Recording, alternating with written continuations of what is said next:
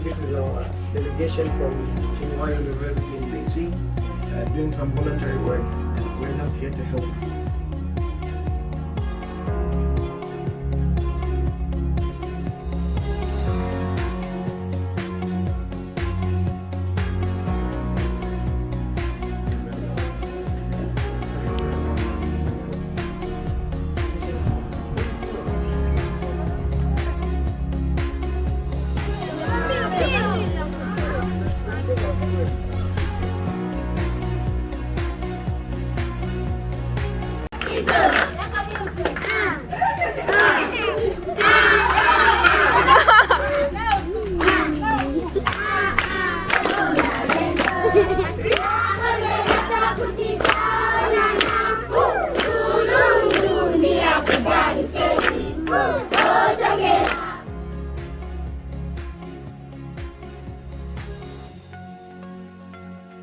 I've come all the way from Beijing, China, just for you.